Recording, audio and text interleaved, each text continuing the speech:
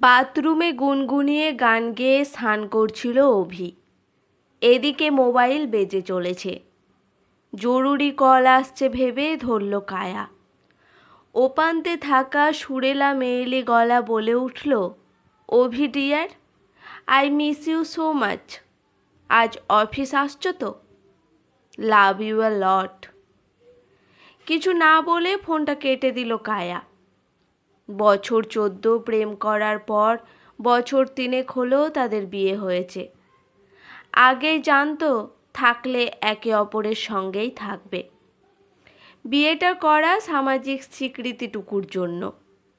দিনের শেষে তো সমাজেই বাস করতে হয়। অভি আর কায়া দুজনেই জব করে। অফিস ফেরতা ঘরের কাজ ভাগাভাগি করে চালিয়ে নেয়। ছুটির দিনে মন ভালো করতে লং ড্রাইভে বেরিয়ে পড়ে, কিংবা পছন্দ মতো ওয়েব সিরিজ দেখতে দেখতে অনলাইনে অর্ডার করে খাবার আনিয়ে নেয়। আসলে একমাত্র ছুটির দিন, সে দিনটা আর কিচেনে ঢুকতে কায়ার ভালো লাগে না। রেবা আন্টিকেও ছুটি দিতে হয়। অভি অবশ্য চায় মাঝে মধ্যে কোনো একটা রবিবার কবজি ডুবিয়ে খেতে, কিন্তু প্রাইভেট সেক্টরে সারা সপ্তাহের চাপ সামলে সপ্তাহ শেষে পাওয়া শনি রবির ছুটিটার প্রথম দিন পুরোই কেটে যায় সাফাই অভিযানে। ক্লিনিং, ডাস্টিং, আয়রনিং কি নেই, সারা সপ্তাহের কাজ একদিনে সারতে হয়। হাতের পাঁচ রোববারটাই যা একটু বিশ্রাম জোটে। কার আর সেদিন হাত পুড়িয়ে রাঁধতে ভালো লাগে। কিন্তু মেয়েটা যেন কি বলল, অভিকে ভালোবাসে। ভালোবাসে মানেটা কি? 14 বছর নাছোড় প্রেম, 3 বছরের সুখী দাম্পত্য জীবনের কোনো ফাঁক দিয়ে পরকীয়ার এই বিষাক্ত কীট তার জীবনে প্রবেশ করলো। এবার কি করবে কায়া? কোথায় যাবে সে? অভি? আর অভি পারল এমনটা করতে? কিভাবে পারল? কায়াকে ভুলে গেল? যে কায়ার জন্য দিনের পর দিন সে বৃষ্টি মাথায় অপেক্ষা করেছে, সেই কায়াকে ভুলে গেল? মাথাটা ঘুরছে। কপালে হাত দিয়ে ডিভানে শরীর ছেড়ে দিল সে। হঠাৎই মাথায় একটা আইডিয়া আসতে অভির কললক খুলে দেখল কায়া। মেয়েটির নাম ইন্দিরা। কে জানে দেখতে কেমন হবে? নাম শুনে তো মনে হচ্ছে বঙ্কিমচন্দ্রের আমলের ইন্দিরা পদ ভুলে একবিংশ শতাব্দীতে জন্মে। বর ছেড়ে দিব্যি পরকীয়ায় মজেছে। তা ইন্দিরা তার যা ইচ্ছে হয় করুক, কিন্তু কায়ার বরের দিকে নজর দেওয়া কেন? বার দুয়েক দেখে নম্বরটা দিব্যি মুখস্থ করে ফেলল সে। একবার শুধু অভি অফিসে যাক। ওয়ার্ক ফ্রম হোম করতে করতেই কায়া এই মেয়েকে দেখে নেবে। এত সহজে অভিকে অন্য কারুর হতে দেখতে পারবে না। রান্নার জন্য রেবাদি থাকলেও লাঞ্চের 2-1টা পদ কায়া নিজে হাতে করে। কায়ার ধারণা স্ট্রেস পার্টাসের কাজ করে ক্ষণিকের খুন্তি করায় প্রেম। কিন্তু আজ কায়া একবারও কিচেনের দিকে গেল না। রেবাদি যা ইচ্ছে হয় করুক, কিছু ভালো লাগছে না তার, কিচ্ছু না। কার জন্য রান্না করবে সে? কাকে বাসবে ভালো? আকাশ পাতাল ভাবতে ভাবতে বিছানায় এসে শুয়ে পড়ল। অভিকে ছাড়া জীবনটা ঠিক কেমন হতে পারে? নুন ছাড়া খিচুড়ির মতো। আপন মনে বিড়বিড় করল কায়া। এই যে গলা তুলে ঝগড়া, এই যে ক্ষণিকের তুচ্ছ মান অভিমান, এই যে টুকরো খুনসুটি, একসঙ্গে চকলেট আইসক্রিম ভাগ করে খাওয়া, কম দিনের তো সম্পর্ক নয়। ধীরে ধীরে অভি কায়ার অভ্যাসে পরিণত হয়েছে। ঝগড়া অবশ্য কায়াই বেশি করে।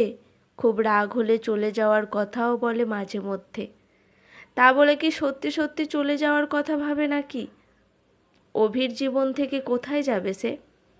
এমনটা নয় যে তার টাকার অভাব আছে। মা বাবার কাছে থাকতে চাইলে তারা খুশিই হবেন। কিন্তু ভালোবাসা? অভির মতো এমন গভীরভাবে ভালো কে বাসবে তাকে? আপাতত মানভঞ্জন পালা চলছে। রোববার কায়াকে জমিয়ে একটু মটন কষা রাঁধতে বলেছিল অভি। কায়া রাজি হয়নি। রেবা দিনেই কাটা ধোয়া বাছা সব তাকেই করতে হবে। হেসে বলেছিল, কেটে কুটে ধুয়ে বেছে দিলে ভেবে দেখতে পারি। খেলা দেখতে ব্যস্ত অভি উত্তেজনার মুহূর্তে বিরক্ত মুখে বলে উঠেছিল, সব কিছুতে অত নারীবাদ দেখিও না তো। সমান অধিকার, সমান শ্রম, এসব ছাড়া বোঝো কিছু? একটা দিন নিজে হাতে সব কিছু করলে কি এমন ক্ষতি হয়? ক্ষতি? সত্যি কী বা ক্ষতি হয়? কায়া ভীষণ রেগে মাংসের প্যাকেট ফ্রিজে তুলে বন্ধুদের সঙ্গে টই টই করতে বেরিয়ে পড়েছিল। ফিরেছিল গভীর রাতে। অভি সারাদিন না খেয়ে আদৌ কিছু খেয়েছে কিনা রাগের চোটে জানার ইচ্ছে হয়নি।